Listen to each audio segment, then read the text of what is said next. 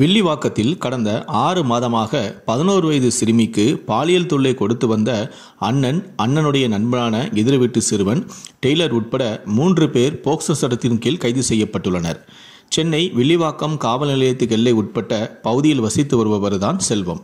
இவர் பெயிண்டராக வேலை செய்து வருகிறார். இவரும் இவருடைய மனைவியும் மதுபோதைக்கு அடிமையானவர்கள் என கூறப்படுகிறது.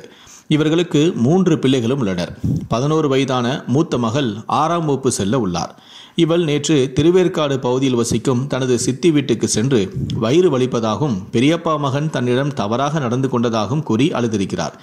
இதை கேட்டு அதிர்ச்சியடைந்த சித்தி சிறுமியை மருத்துவமனைக்கு அழைத்து சென்றுள்ளார்.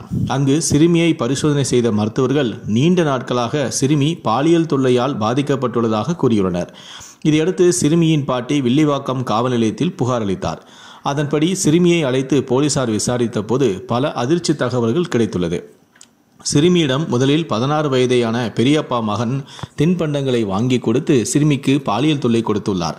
இதை பார்த்த எதிர் வீட்டில் வசிக்கும் மற்றொரு 16 வயது சிறுவனும் சிறுமியை மிரட்டி பாலியல் தொந்தரவு கொடுத்துள்ளான். இதேபோல அதே பகுதியில் டெய்லர் கடை நடத்தி வரும் குமார் என்பவரும் சிறுமிக்கு பாலியல் தொல்லை கொடுத்துள்ளார். மேலும் பெரியப்பா மகனின் நண்பர்கள் பலர் சிறுமியிடம் தவறாகவும் நடந்துள்ளனர். கடந்த 6 மாதங்களாக வேதனைகளை அனுபவித்து வந்த சிறுமி தனது பெற்றோரிடம் தெரிவிக்க முயன்ற போதும் அவர்கள் மதுபோதையில் கண்டுகொள்ளவே இல்லையாம்.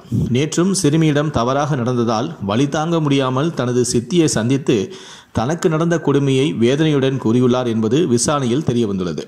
இதையடுத்து சிறுமிக்கு மருத்துவ பரிசோதனை செய்யவும் சிகிச்சை அளிக்கவும் போலீசார்கள் முடிவு செய்துள்ளனர்.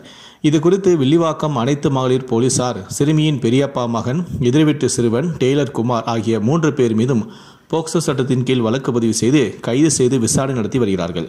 மேலும் சிறுமிக்கு யாரெல்லாம் பாலியல் தொல்லை கொடுத்துள்ளனர் என்பது குறித்தும் போலீசார் தீவிர விசாரணை நடத்தி வருகின்றனர். இதுபோல 2018ஆம் ஆண்டு மாற்றுத்திறனாளியான 11 வயது சிறுமிக்கு ஒரு கும்பல் பாலியல் தொல்லை கொடுத்ததும் குறிப்பிடத்தக்கது.